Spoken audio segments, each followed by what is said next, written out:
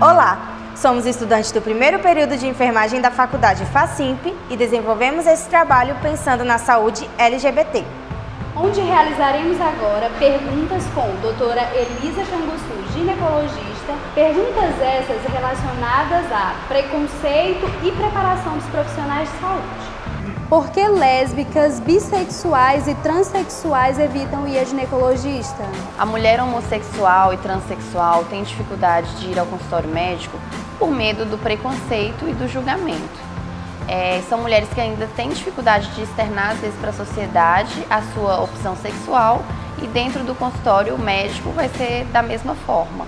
Os profissionais muitas vezes ainda julgam, olham com um olhar torto, não sabem lidar com esse tipo de paciente, com esse tipo de mulher, e por isso, na grande maioria das vezes, essa mulher ela não vai ao consultório, ela muitas vezes tem dúvidas, acha até que não precisa de exame ginecológico, e na grande maioria das vezes, quando vai, não diz a sua opção sexual e continua saindo dali sem informações adequadas e com dúvidas.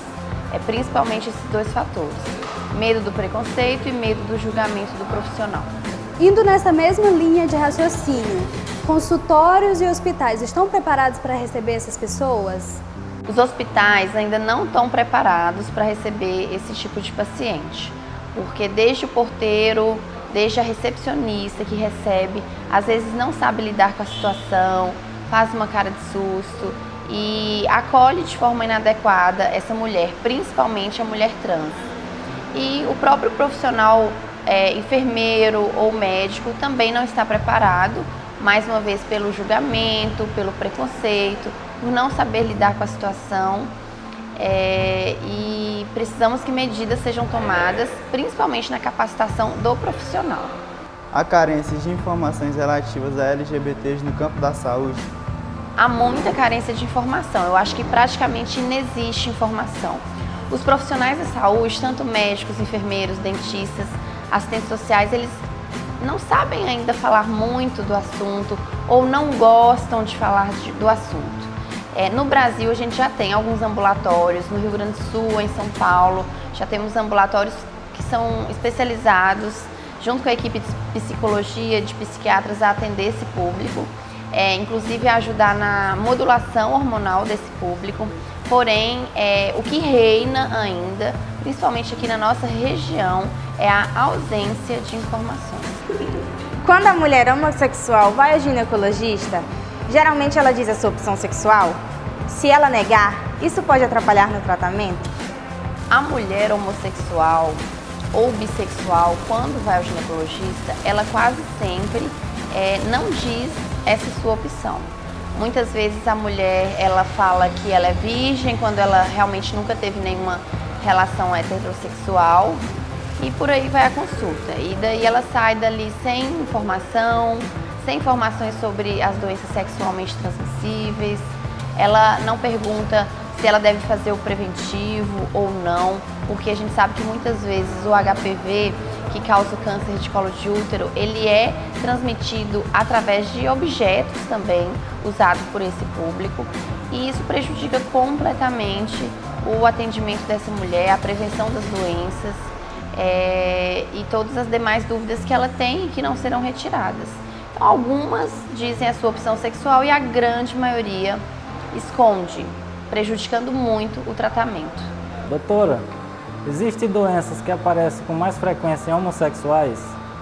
Sim, as doenças sexualmente transmissíveis, elas são mais frequentes no público homossexual, tanto feminino quanto masculino, e muitas vezes esse público adquire essas doenças por falta de informação, por falta de cuidado médico, porque a maioria não vai ao médico. Então sabemos que a mulher homossexual, por exemplo, ela tem o mesmo risco de câncer de mama do que uma mulher heterossexual. E se ela não frequenta o ginecologista com frequência para ter as suas mamas palpadas, para ter os seus exames realizados na idade adequada, ela vai ser atingida pela doença, não atingida pela doença, a prevalência é a mesma, mas o diagnóstico precoce pode falhar no caso dessas mulheres que não frequentam o ginecologista. O câncer de colo de útero também, se a mulher teve uma relação heterossexual na vida somente, ou Se ela usa objetos sexuais que podem transmitir o HPV e não realiza o seu preventivo, ela tem mais chance de contrair a doença câncer de colo de útero, porque não vai estar prevenindo. 3 pesquisadores da Universidade de Brasília afirmam que a desinformação dos profissionais da saúde aumenta o risco de adoecimento mental, suicídio, câncer e de contração de doenças sexualmente transmissíveis. Você concorda com isso? Se sim, o que poderia ser feito para mudar esse quadro? Concordo sim com essa informação, como já respondemos nas perguntas anteriores. O despreparo do profissional da saúde como um todo, médicos, enfermeiros, psicólogos, gera o adoecimento do indivíduo homoafetivo.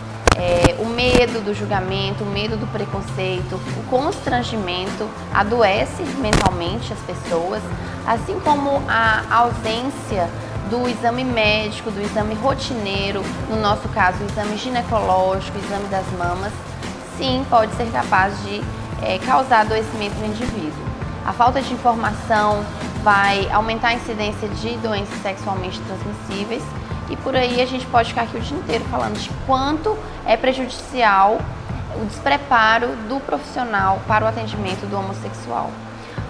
O que pode ser feito, eu acho que o que tem que ser feito, o que está passando da hora de ser feito, é que a faculdade introduza, desde os anos iniciais de formação do profissional, principalmente da saúde, matérias para ensinar a acolher o homoafetivo, ensinar que não é uma doença, porque muita gente ainda tem essa crença de que a homoafetividade é uma doença e nós sabemos que não são. Então temos que introduzir esses temas desde a formação do médico, do enfermeiro, do psicólogo, assim como de outros profissionais que não são da saúde. Hoje em dia é uma realidade, temos que conviver, temos que aceitar, temos que acolher, temos que ter compaixão por esse indivíduo que fez a sua escolha e que deve ser respeitado. E esse ensino deve vir, talvez desde lá o pré-escolar, né? Desde a formação básica do indivíduo sobre a homoafetividade.